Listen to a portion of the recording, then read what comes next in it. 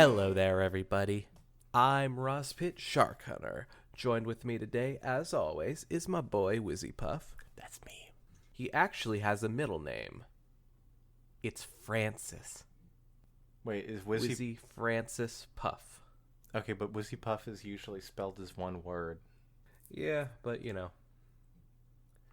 those crazy guys, sometimes they'll just put their first name and last name in all sorts of different ways, Wizadiah Francisco Puff. That's it. That's the one.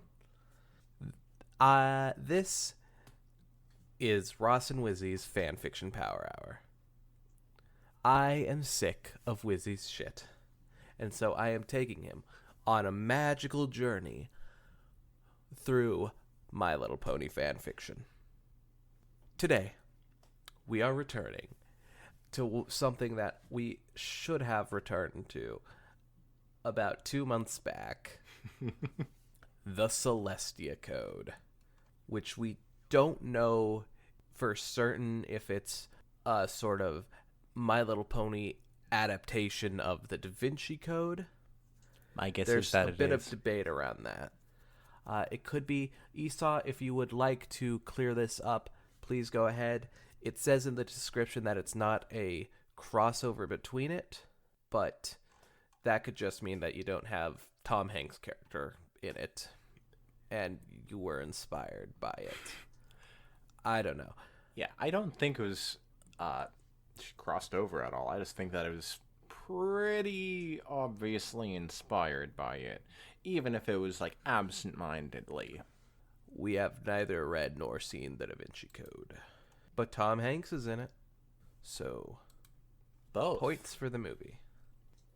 All right, you ready? I'm ready. Chapter 3. The Sun Shall Discover the Truth. I had many other duties that kept me from devoting all the time I wanted to studying the journal. It was the second day after I had visited the university, and I was marking up a new tariff proposal from the Guild of Merchants. I wrote in the margin in red ink, "Never try something like this again, or I will drop you into the heart of the Everfree, and you can try bribing the Timberwolves and Manticores." There was a knock at the door. Oh, what is it? By the way, I don't know what that I have not had a refresh on what my voices sounded like in the original episode, so yeah, I just had Ross trying to tell me what I sounded like. I had a refresh, first-hand experience, not 5 minutes ago, but I've forgotten. Anyways, I snapped, flinging the door open and turning to face it. There was no pony there. Ghost! Well, just a unicorn guard, standing to the side, almost out of sight. He cleared his throat and pointed downward. Jigsaw was in a bow, so deep, she was doing a good imitation of a doormat. Forgive me, Jigsaw. Please, get up. You sound like a text-to-speech robot. Forgive me, your Serene Highness. If I am interrupting, I can come back. No. I sent for you. Please get up, I said, and to the guard, "Have some tea sent up, please." Really, your Highness, I can come back later if... I took hold of myself and mentally went through the taking charge of the situation checklist. I took a deep breath, and in a calm and quiet voice, I said, "Rise and enter Jigsaw." She practically leaped into her hooves and trotted into the room. I gently shut the door behind her and continued. "You will forgive me for my outburst. I am angry at the Guild of Merchants, and my temper was not the best of me for a moment." Do people say that? You will forgive me? It just sounds so demanding. Yeah, it's... You it's will thing. forgive me, peasant. No, it's like a more upper class sort of thing. It's like, deeply sorry. You will forgive me for such a rubbiting. I don't know. That explains why I haven't heard it. I haven't been upper class since my past life. But that's a story for another day. Notice I wasn't asking. Can't deny a princess when she commands you to forgive her. Neat trick, huh? Incidentally, it was Luna who taught me that. She's a little more monarchy than Celestia. I didn't even know she actually explains it. Neither did I. Oh, yes. Of course, Your Serene.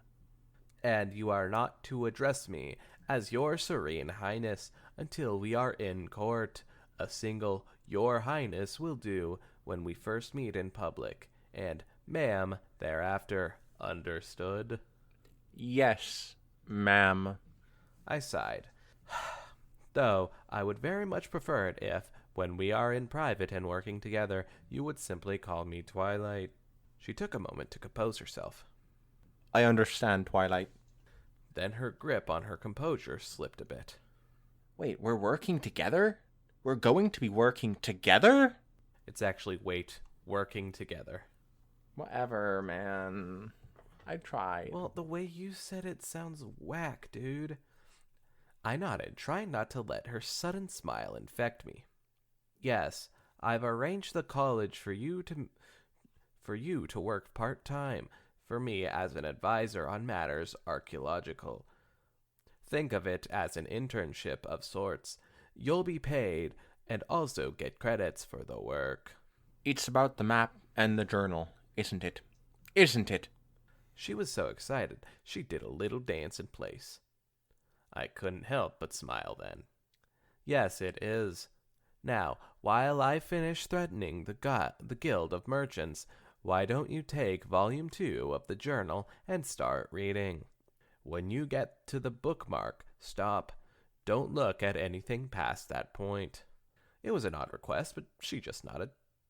Yes, yes, Twilight. I pulled the journal out of my desk and gave it to her. She settled down right where she was and dove into the book. Wouldn't you like a more comfortable place to read? She grunted something vaguely negative without looking up from the text. I grinned. She was a filly after my own heart. I waited a minute or so, Ship it. and then lifted her up and slid a cushion under her. She didn't even notice. I went back to my own work, with determination but considerably less enthusiasm. It was a situation that would set the tone for most of the rest of our adventure. There's something odd about this, son, Jigsaw said. I looked up from the court schedule I was organizing for Luna. What do you mean? Jigsaw tapped the page with her hoof. This is part of the decorative edge of a relief in... She glanced down at the figure's caption. The library. The text says the entire border is just a series of identical suns, but... The plural, suns, made my ears stand straight up. Shut up. Yes, but what? Look at the drawing. I moved over and sat next to her. Well, it's not the usual heraldic sun. In other words, it wasn't a copy of Celestia's cutie mark. No. Jigsaw agreed. It has far too many rays for one thing. And the rays are irregular, I said as I noticed the fact. Yes, that's what caught my attention.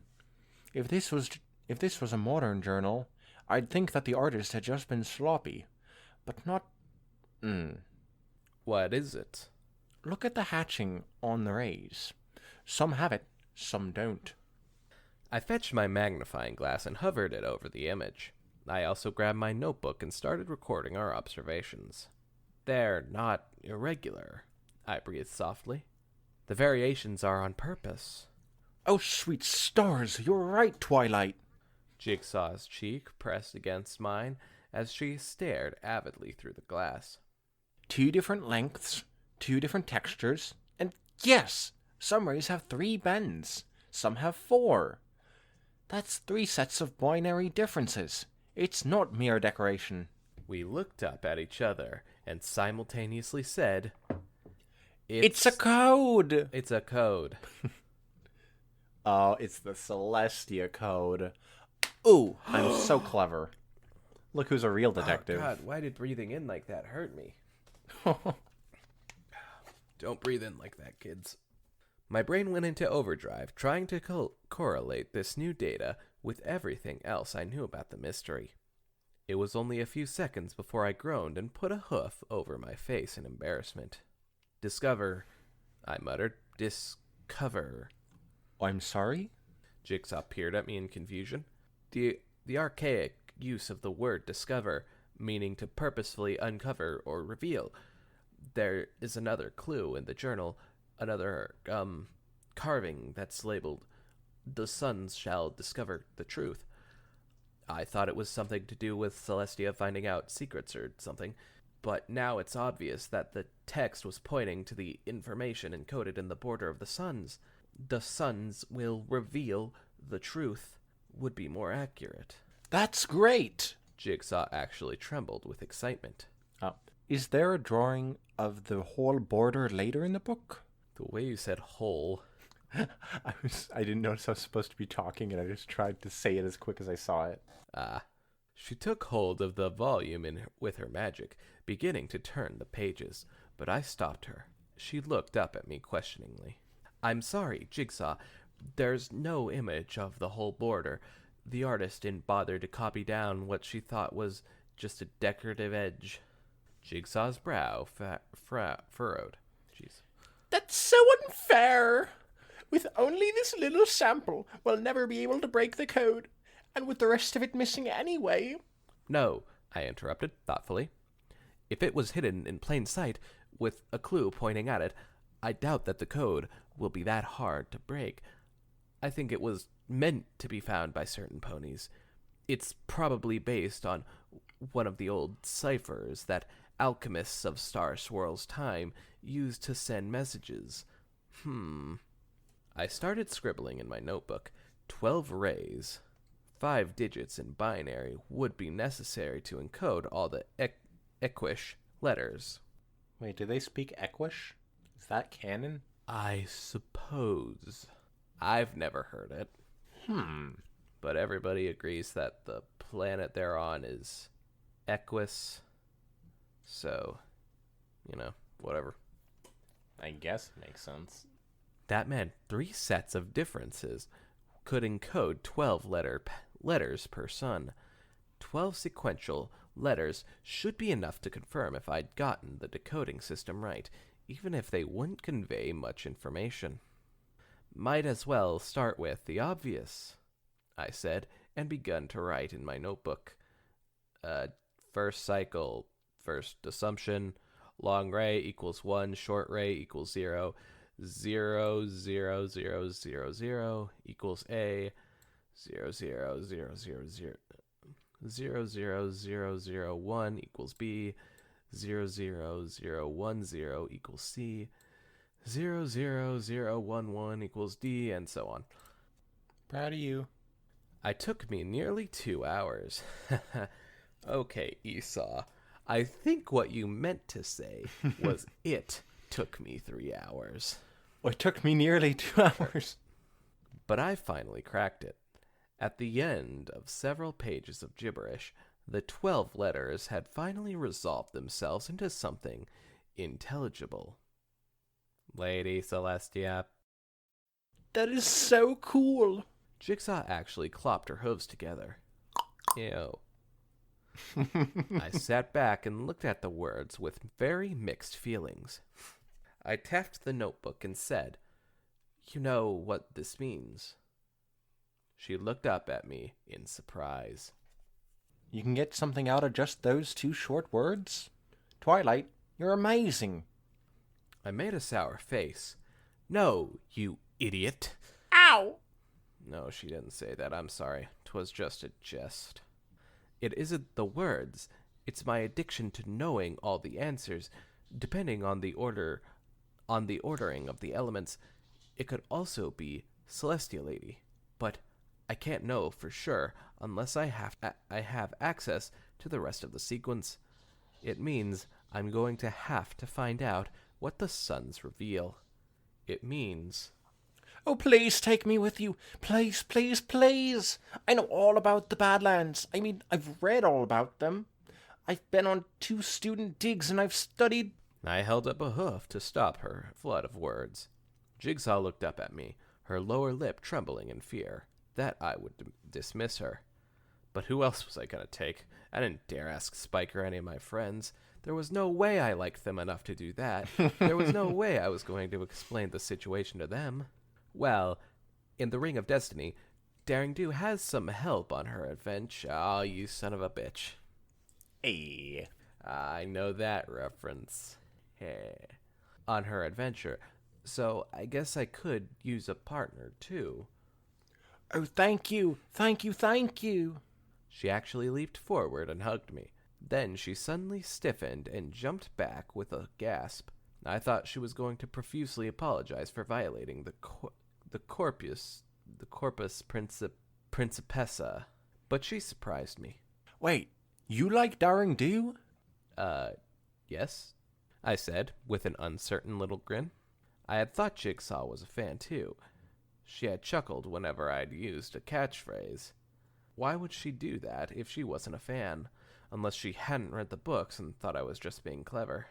Wow, the fighting emotions that flittered across her face were something amazing. She finally settled on a neutral mask. Oh, no reason. I've never had time to read the books. She is Daring Do. But why would she be? If I'm remembering correctly, she's a unicorn and Daring Do is a Pegasus. And also Daring Do is a completely different character. Wait, is Jigsaw a unicorn? I think so. I think she was described as a unicorn. I could be wrong, but I don't think she was a Pegasus. She's I hiding go her back to the wings last and has chapter a and cardboard check. horn. You know what? Let's check. Hold on. Previous chapter. Haha. Yep, she's a unicorn. Cardboard Thank horn. you for adding that little itty-bitty thing at the end there. Even I could tell there was something going on there. Besides her, one does not disagree with a princess attitude, but I could see it wasn't something she wanted to talk about, so I let it go. Maybe her mom is Daring Do. I don't know if this was written before or after it was revealed that that Daring Do was a real person, but taking an interest in archaeology, that was my excuse. Perhaps cataloging the buffalo tribes, and wouldn't it be nice if Dodge Junction had a visit from a princess? When I stopped to take a breath, Celestia chuckled and said, Oh shoot, what was the Celestia voice? I think Celestia was like a sort of Valley Girl thing, if I remember correctly. Of course. You can take a few weeks off, Twilight. You've been doing a I mean, not superb that kind job of Valley lately. Girl, but you know. And I'm sure the kingdom won't collapse if you take a little time for yourself. I'm specifically doing the voice of Helga Pataki's older sister from Hey Arnold. I think you were actually more of a, oh my god, girl, kind of voice for her, but whatever. Well, it's too late now. I didn't want to argue against myself, but I couldn't help thinking of all the disasters in recent memory and the importance of guarding the Tree of Harmony. Okay, so yes, the Tree of Harmony is in here. Therefore, Daring Do should have been... No, that's not entirely true. Never mind. But it's very likely that Daring Do was indeed revealed to be a real person by now. Sorry, I'm getting too hung up on that. I'm trying to solve my own mystery here.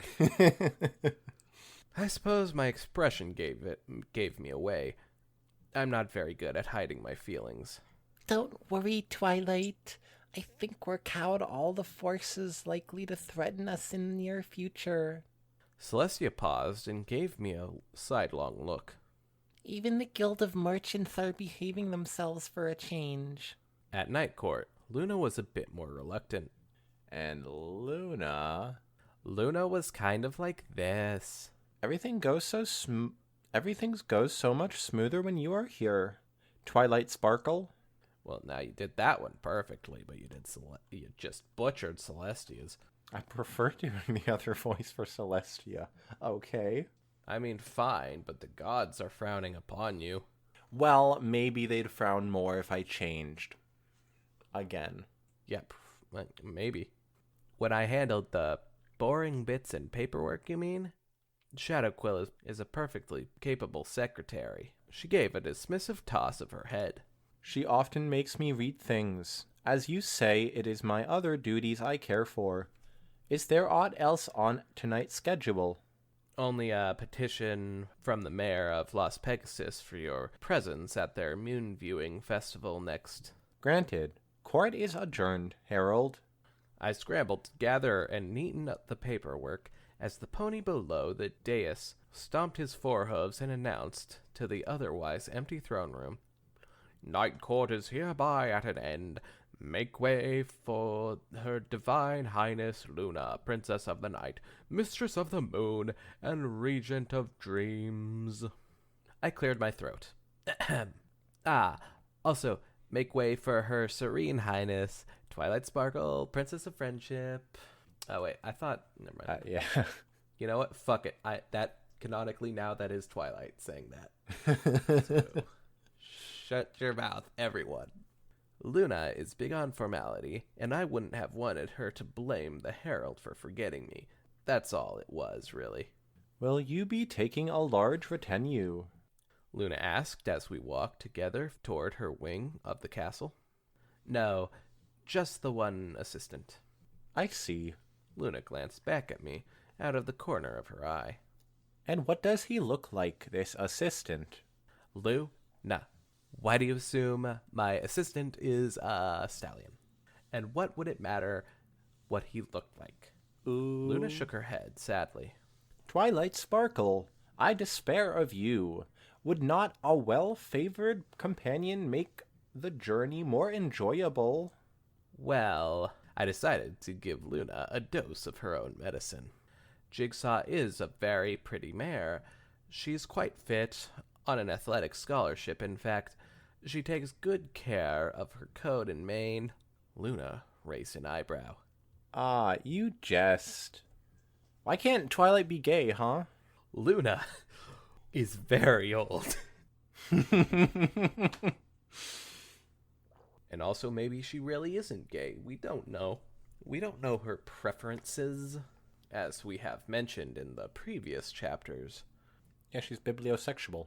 Yeah, that's true. I snickered as quietly as possible, and we walked on in silence until we came to Luna's chamber of dreams. She tossed her mane and stretched her wings. And now to the portion of my duties I truly enjoy. I bid you good night, Twilight Sparkle. Good night, Luna. Sweet dreams. But of course, I have my pick after all, laugh track. No, that's true. She swung the heavy door open and then paused.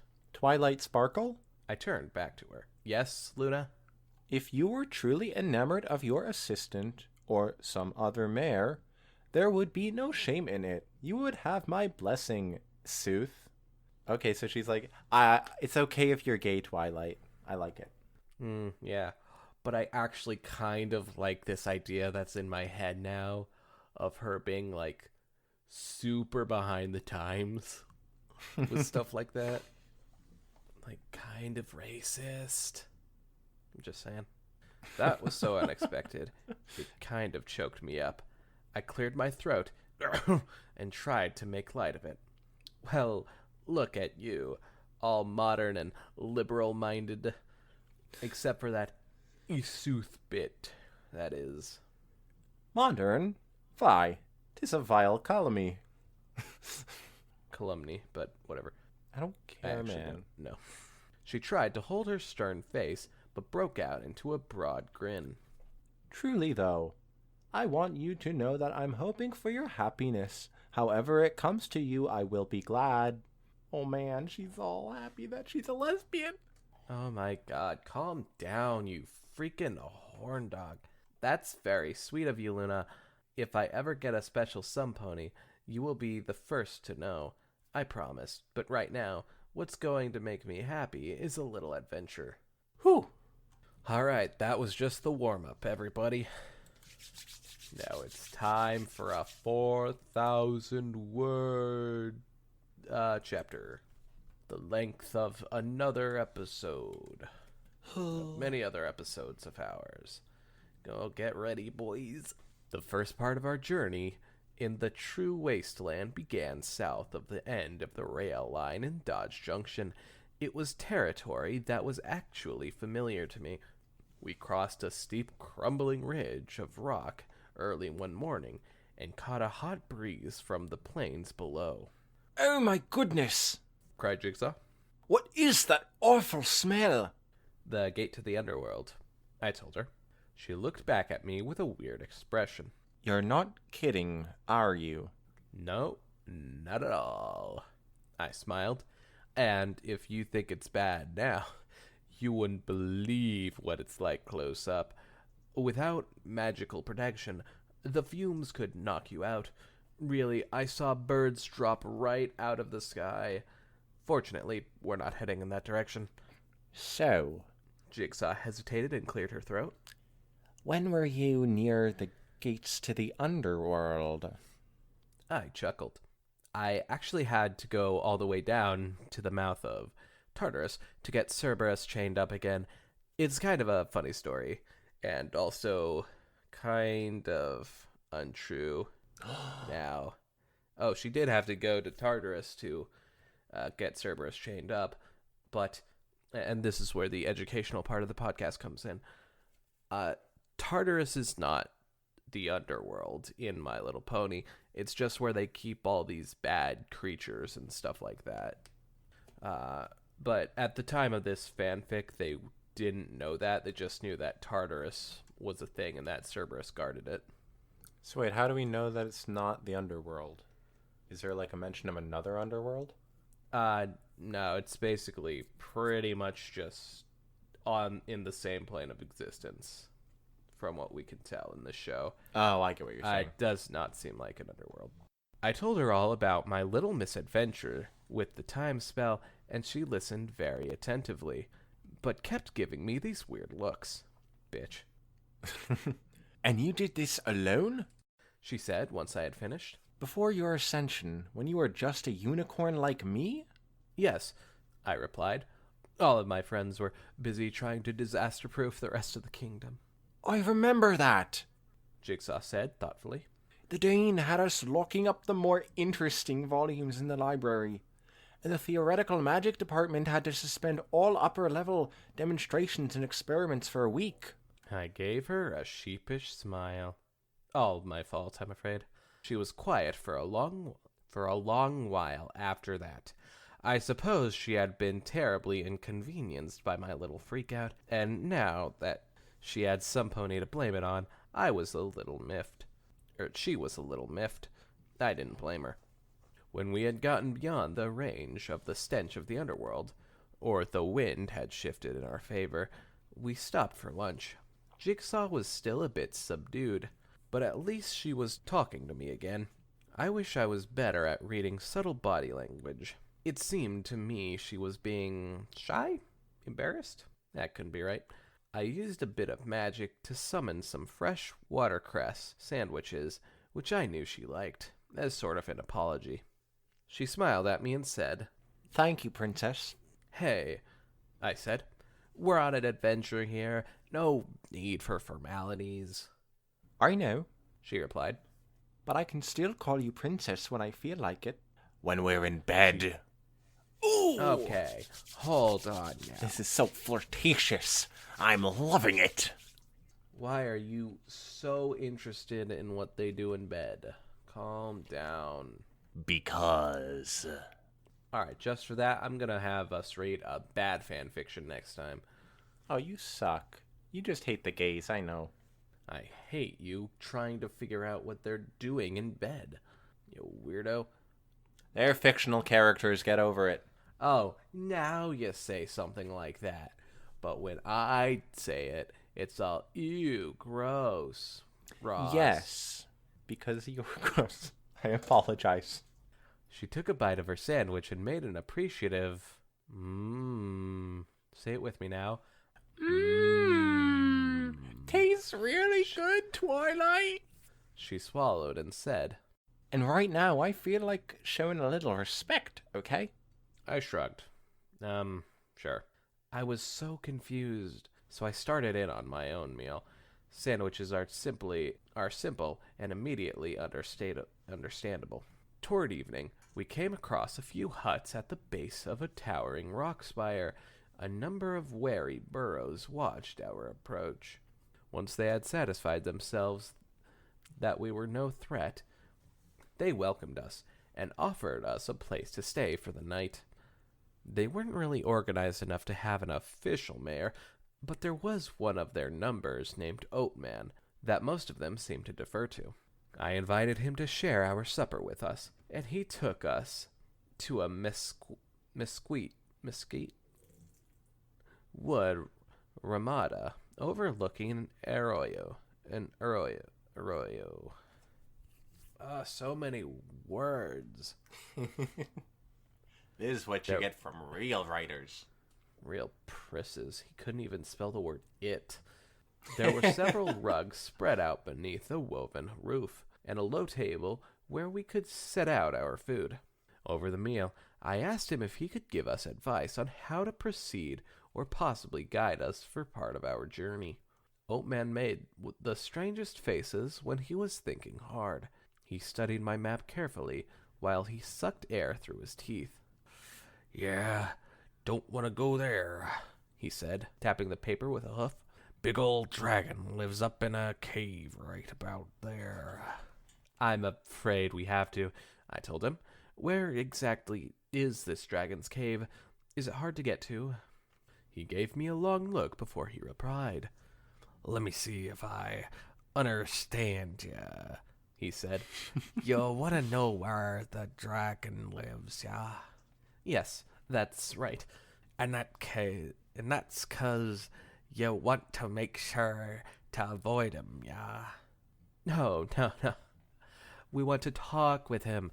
If he lives near the ruins, he might have valuable information for us, I clarified. It's gonna be Spike. Called it. Yeah, sure you did. Oatman turned to Jigsaw. Is this here filly right in the head?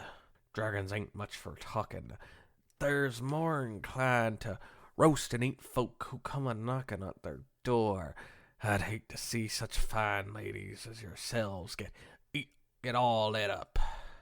I don't like this dude. He's creeping me out. I like him. They're the ones being stupid. He's the one calling them fine ladies, and it's like, okay. It's just his culture. He winked at her while making a little clucking sound out of the corner of his mouth. Oatman had been very helpful, but I was a bit put off by his flirting by way of expressing concern for two young mares wandering alone out in the big bad desert. I decided it was time for a little demonstration. Do you see that boulder down there?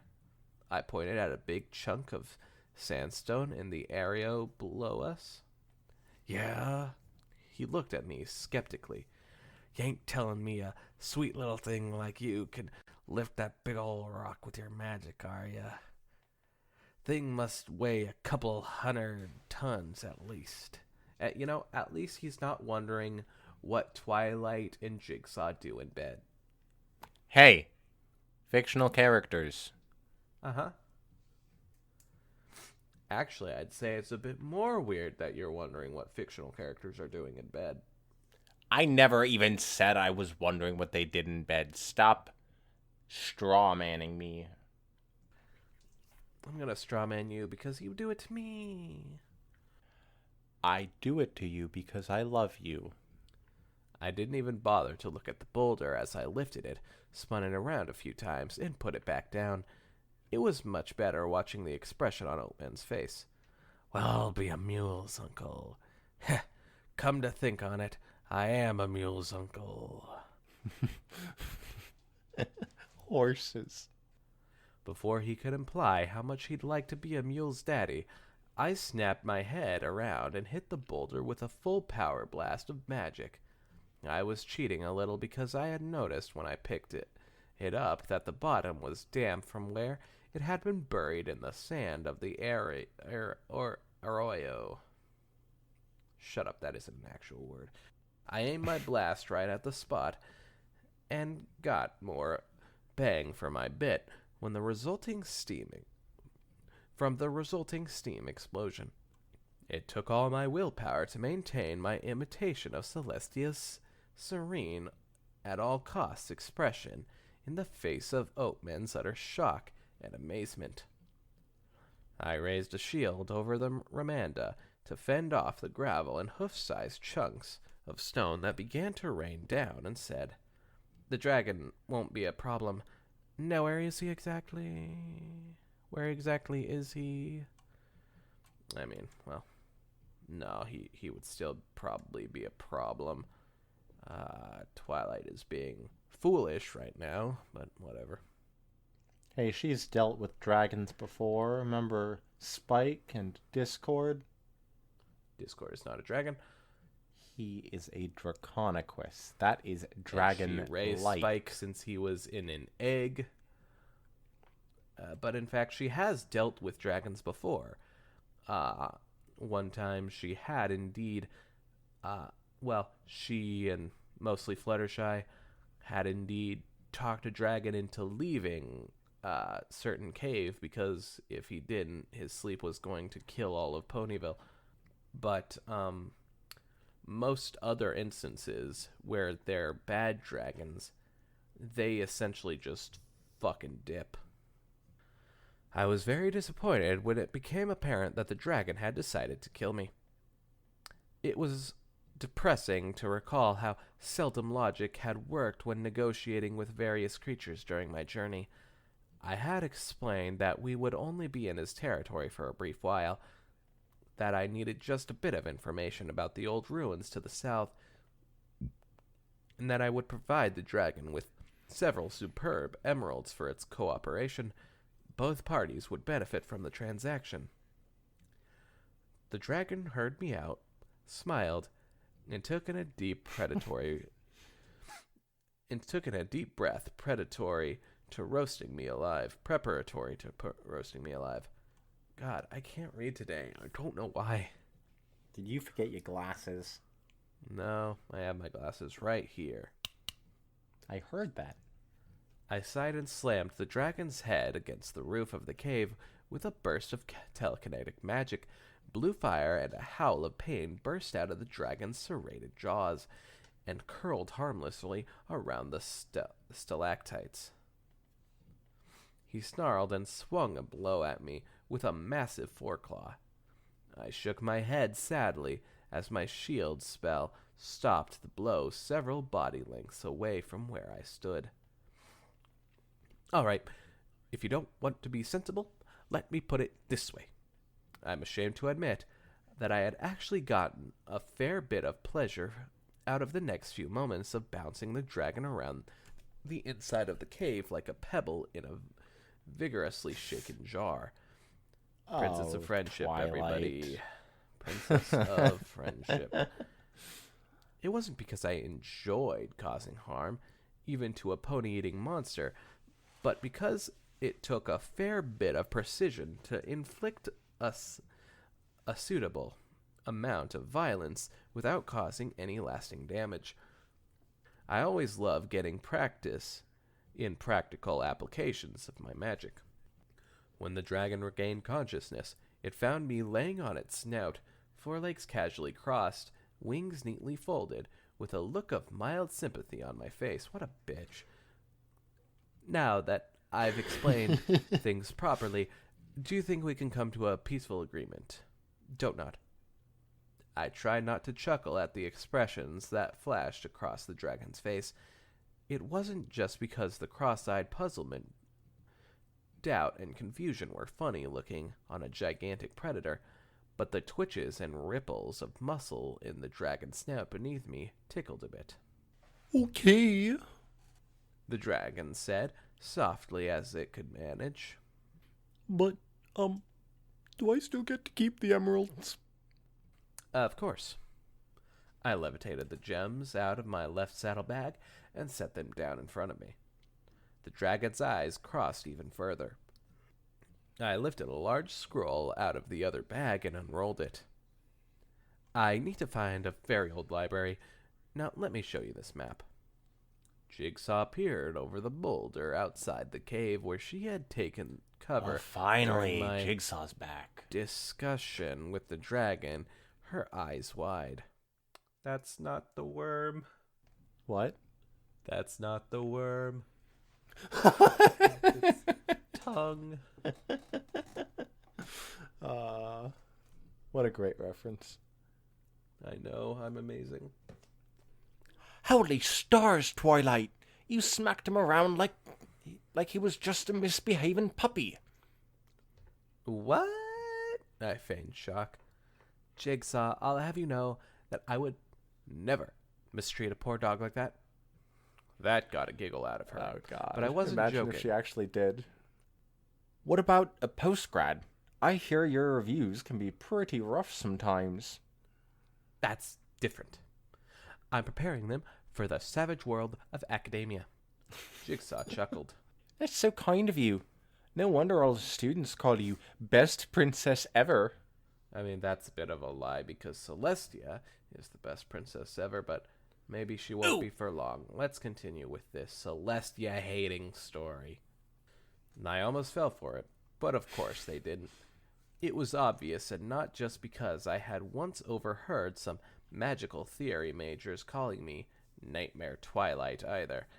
I settled on a derisive snort for my reply.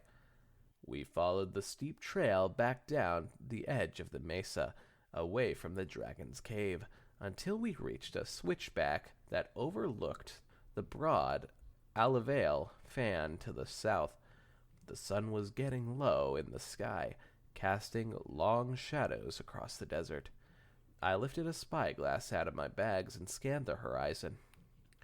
I think I can see the edge of the canyon, just to the left of the little spire of rock. That's where the dragon said the ruins would be. I passed the glass to Jigsaw while recording the compass, heading, and an estimated distance in my notebook. Jigsaw lowered the glass and turned to me. Are you going up for some reconnaissance? I'll meet you at the bottom of the mesa. I shook my head. Too late in the day. At the bottom of the canyon will be in deep shadow by now. I wasn't exactly telling the truth. I didn't want to do a flyover because I felt a strong reluctance. I wasn't really sure I wanted to get where we were headed. I still hadn't told Jigsaw about the depiction of Celestia I had discovered. I knew I should tell her, but somehow I kept putting it off. Besides, I'll stand out there lit up by the sun when most of the landscape is falling into shadow. No sense in attracting attention, right? A lot of things out there are worse than our scaly friend in the cave. I gave her what I am sure was a sickly grin, right? She hesitated a second before replying.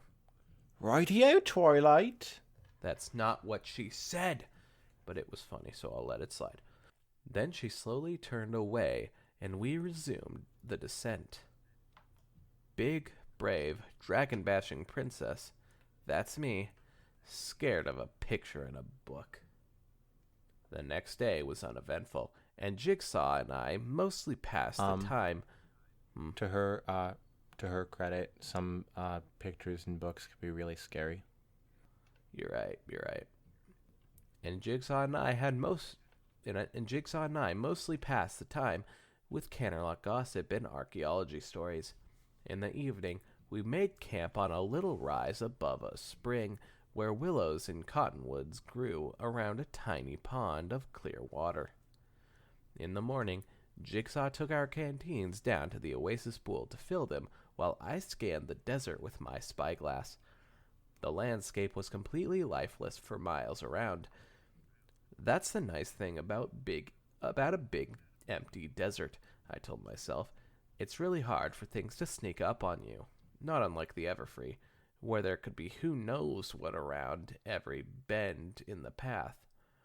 By the way, these thoughts had nothing to do with the timing of the subsequent attack. That's pure superstition. Since we had visited the Dragon Cave, I had come up with another half-dozen plausible reasons for not taking to the air. Though I did fly up, fly us up out of the box canyon we had wandered into. Even dragging my hooves, it was going to take another day or so to reach the ruins. I sighed. Ferreting out knowledge was what I was all about. Why did I think I could change the outcome by delaying? I sighed again, put the glass away, and went to help Jigsaw. And that's when the monsters attacked. The first one erupted out of the wet sand in front of Jigsaw and grabbed her with its huge, bony talons. Do you think this was in the Da Vinci Code too? If it is, that would be a lot more interesting than what I thought the Da Vinci Code was. You mean giant monsters and stuff? Of course there'd be. That's just real life for you. Right. What, do you ever go outside? I'm just saying, the Da Vinci Code isn't exactly real life. Also, do you live in Australia? I'm making a joke, okay? Don't take it seriously. Yeah, so was I. She was still sucking in breath for a scream when I hit the thing in the head with both forehoofs. I hadn't even thought before lunging at it, flapping with all my strength to increase my speed.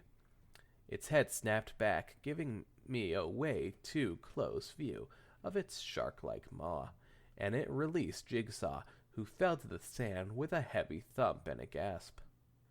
I heard, rather than saw, the second creature as it burst out of the water behind me. I bucked instinctively and felt my hooves skitter off something hard and thin, most likely a reaching claw. Jigsaw yelled as the first bunyip, it's a bunyip, recovered and tried to grab her again. The thing looked like a cross between a giant crab and a shark, only uglier. Ugh, what could be uglier than a shark? Ooh! That shark hunter really coming in. Yep. We were in a very bad position, and the best thing to do when in a bad position is leave. I jumped on Jigsaw, wrapping my forehooves around her barrel, and flapped hard. Her what? Her barrel? We shot straight up as the claws of the creature ripped through the air below us. I took a quick look around and spotted a large spire of rock a short distance away. I angled my wings and slid down through the air until we gently touched down on its flat top. "Are you okay?" I asked Jigsaw. She winced and took a deep, shuddering breath. Yeah, ouch! "What's wrong? Are you hurt? Let me see." It's okay, Twilight. Really, I'm just scraped up a bit. She took another deep breath and winced again. I think my ribs are going to be sore for a while, though.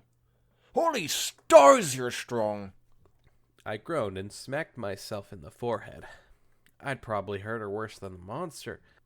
"The earth pony part of me," I explained, lamely. "I'm not quite used to it yet." Is she part earth pony? Alicorn, baby. I thought an alicorn was just the wings and horn. It's all kinds, dude. Really? Yeah, It get it includes together, earth man. pony? Yeah. Okay. Calm down, man. I thought she just suddenly grew wings one day after she was already a unicorn. Suddenly I have no clue. grew wings? I have no clue how she became an alicorn, by the way. Never Wizzy, watched it. I've told you. I don't think you have. I have. Have you? Most likely, even on this very podcast, I've told you how she got her wings. Red Bull, I forgot. No. Bell? I'll tell you later. Okay. I'm not quite used to it yet. I'm really sorry, Jigsaw. I should have just teleported us away when the first monster let go of you. I don't know what I was thinking. She shook her head.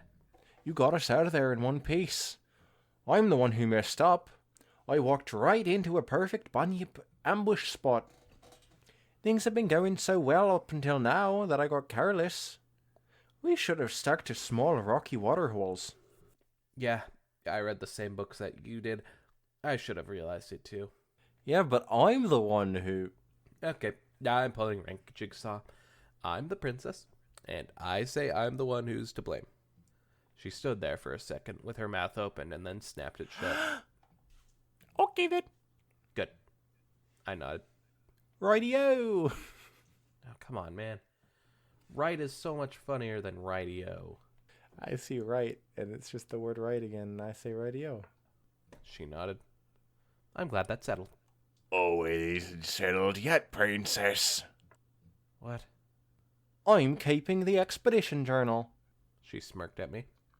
So I get to write this up.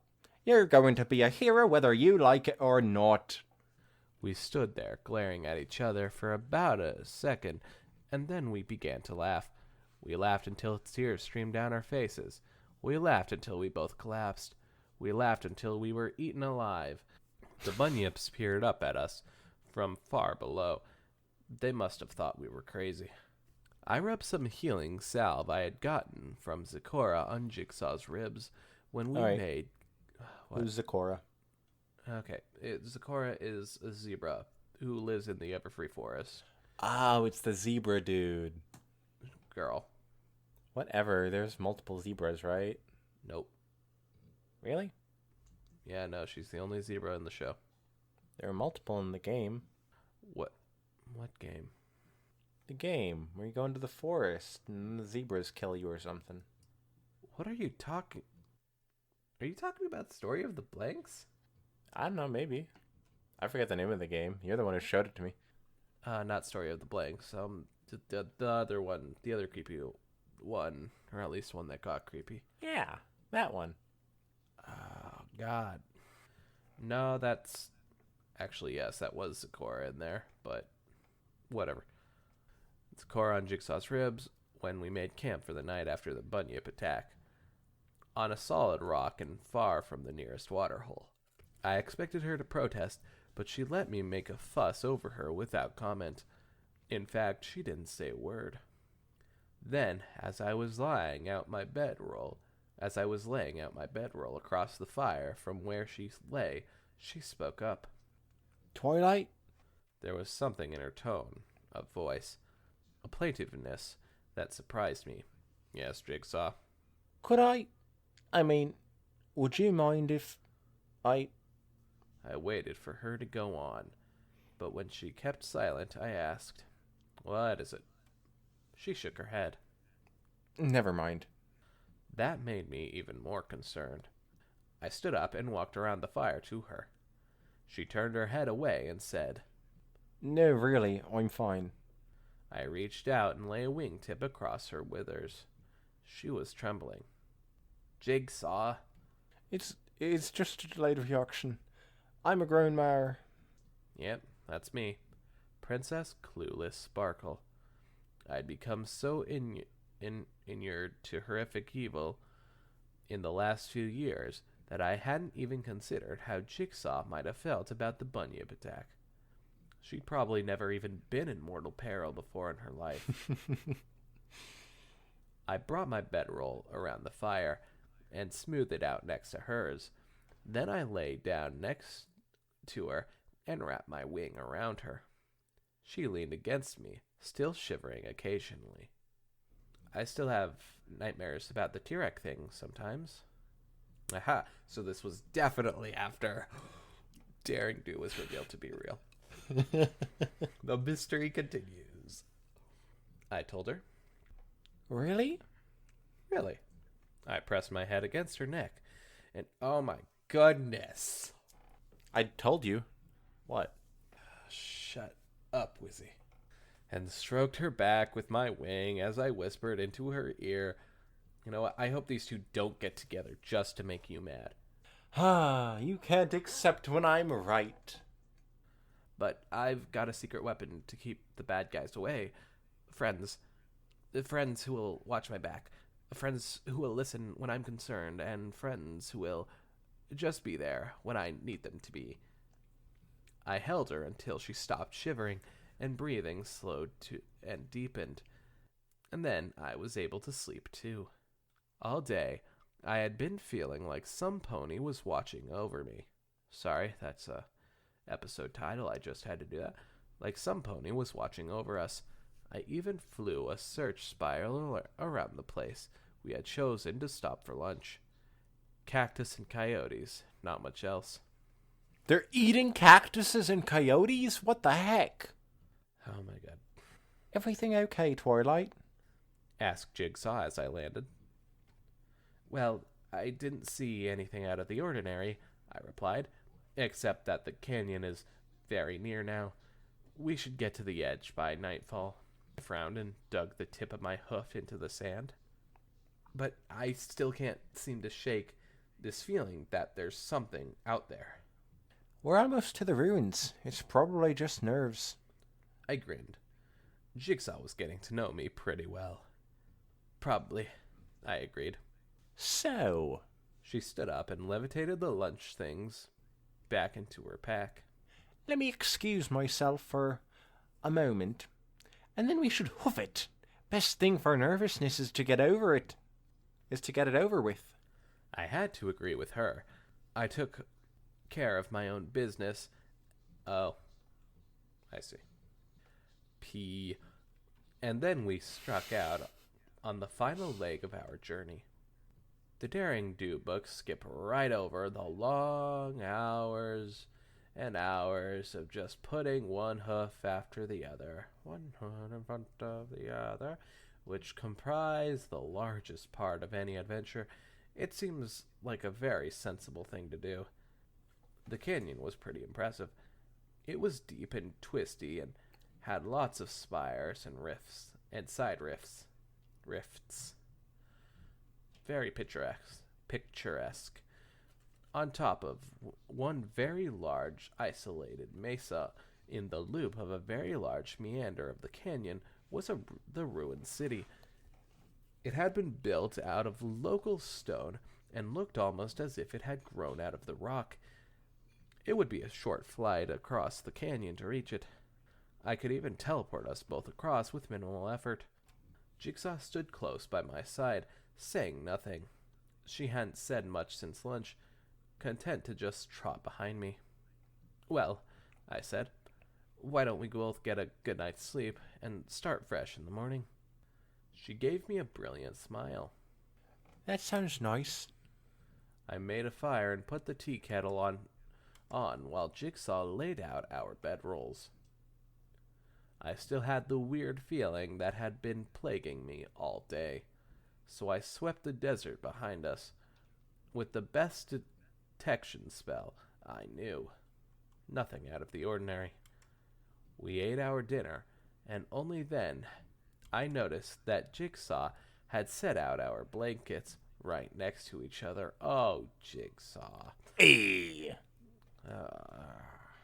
You thought you could escape the romance fix. No, I don't even want to escape them. I just want you to shut up about it. I wasn't sure what to say, or if I should say anything. I delayed a bit, cleaning and stowing the dishes. Jigsaw went to her blanket and lay down, watching me, sexily. When I'd finished, she smiled at me again, and patted the blanket next to her. Yo, weirdo, God. Why are you being so mean to Jigsaw? Because she has everything I wish I could have. Oh, I thought you wanted Sunset Shimmer. No, not Sunset Shimmer. Rainbow Dash was the other one I would have wanted. I usually read a bit before going to sleep, so I carried a small book over with me, lay down, and opened it to my bookmark. Jigsaw shifted over until she was pressed against my side, then lay her head across my neck. Are you okay, Jigsaw? I asked, more than a bit confused by her actions. You see, Twilight's even weirded out by it. Mm-hmm. She sighed. As long as I'm next to you, princess. Oh no. I set my book aside. Jigsaw. I hesitated. What could I say? How had I given her such a wrong impression? What should I do? Should I do anything? Yes, your majesty? Oh no, she's not requiting the love. She shifted her head and began to gently nibble behind my ear. Ugh. Okay. That's back off. So awkward. Oh, God. It's even more awkward that you're here reading this with me. I think I was on the edge of panic. Don't call me that. She moved again, and her soft lips began to work down along my jawline. But why not? You're so majestic, so beautiful, so strong. Oh, please Oh, stop no. this before it gets weird. Okay, full-blown panic mode. Yeah, you and me both. What had I done? What had I said? It had to be my fault somehow. Why else would she suddenly act so... oh, lovey-dovey? Yeah. I pushed her head away and locked eyes with her.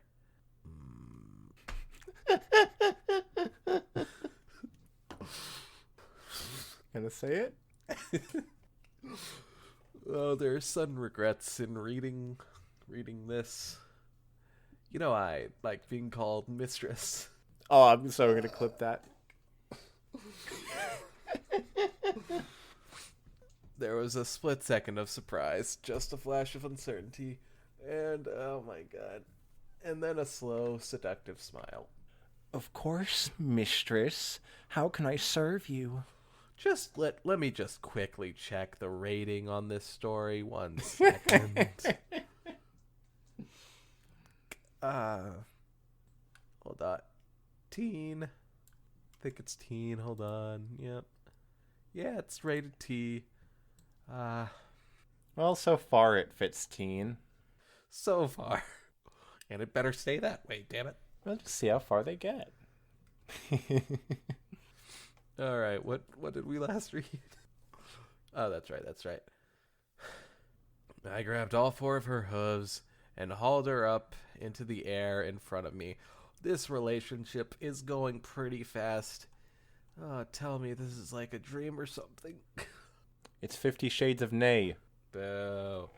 I've heard so many jokes about that. Also, Really? Shouldn't it be 50 Shades of Hay? Why? Because horses eat hay. And they neigh. Whatever. She gasped in shock, and I'm sure she could feel my anger at that point, but she made one last try. Oh, mistress, please be gentle with me. It's so much worse with your voice. Shut up. I gave her a shake and then hit her with a short blast from my horn. Ooh. What? Wow. Oh, What were you just saying? I am tired. And this is not healthy. Her disguise peeled away from the black chitin underneath, revealing her true form. Okay, now I'm getting it. Okay, God. This was getting weird. Sorry. I was guessing something fishy was happening since she said, oh, lovey-dovey, yeah. Yeah, so was I, but like, I don't know. I was like, sure, why not this happen? Where is she? Did you hurt her? Tell me. The changeling struggled in my grasp, her wings buzzing and her fanged mouth snapping. Let me go. I can call the swarm and they will. Oh, that's a voice in a million. Call them. Bring them here. I will burn them from the sky. Ooh, she's doing this for the love of her life. Of course. I had to stop and close my eyes for a second. The rush of adrenaline had me shaking and nauseous. I took a deep breath and continued. You have just one chance to survive the next few seconds, and that is to tell me where Jigsaw is right now. The bug believed me. Guess I'm a good liar, which was very good for the both of us. All right. She gasped. I'll tell you if you promise to let me go. Elmo doesn't like this. If you tell me where she is, I said in a cold, shaking rage. and she is unharmed, I will let you go free. I give you my word as a princess of Equestria. How do I know you will? I lifted my hoof-sized rock up against her head and poured energy into it until it became molten. The changeling cringed from the heat. You don't have any choice, I snarled. Jigsaw threw her hooves around my neck, still covered in green goo, from the cocoon she had been trapped in. Thank you, Twilight. Thank you. I was so scared. Oh, that was fast. She had been trapped since noon when the changeling had caught her alone, just after lunch. Ah, that's what happened. I stroked her mane, not caring at all that I was being covered in noisome slime. It's okay, Jigsaw. You're safe now. Oh, they are so getting together. Oh, baby. You promised to release me. The still-bound changeling called from behind me. Jigsaw flinched away from the creature. I turned around slowly, and the changeling flinched away from me. You promised. I began to slowly pace towards her. No, please. She cried. Oh, all right. Real talk, though. I hope that changeling becomes just part of the party now. Just to hear more of Wizzy's amazing changeling voice. Aw, thank you. And that was whatever this is. Celestia Code. The Celestia chapters Code, 3 and 4. chapters 3 and 4. That's right. I'm actually very glad that that was a changeling. Yeah, thank God. Because, one, I did not want that going any further, and two, this still gives me hope for the Jigsaw Twilight ship. Twigsaw. Yeah. Maybe. Like, I'm actually not against this ship. I mean, there's something odd about shipping your OCs with the main characters, but whatever. There's just something. If it was a self-insert, I'd say it's weird, but I don't see anything weird about an OC. Well, I suppose. But anyways, yeah, I don't actually mind the Jigsaw Twilight Twisaw. Esau. I like Twigsaw. I don't have any. Actually, yeah, I do like Twigsaw too. That's a good one. I don't have any actual problems with that ship, but I don't want it to happen because you so want it to yourself. You just hate good things happening for me. No, I just hate you. I'm getting out of here. Don't you dare. Don't you dare. And, yeah, here's hoping that the changeling will join the party. Yeah. Oh, also, I loved the setup for that whole part with the whole Luna scene beforehand, all leading up to... It felt like it was leading up to that. It also might be leading up to an actual relationship, fingers crossed. But I thought that played out really well. Right. Let's, I suppose we'll see sometime later.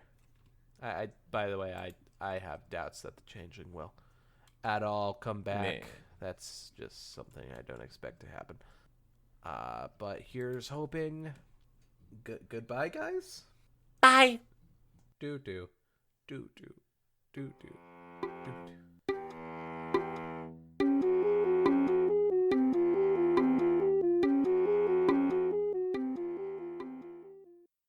All my fault, I'm afraid. She was Sheepish quiet smile for on a horse. She was quiet for a long while after that. I suppose she had been terribly inconvenienced by my little freakout,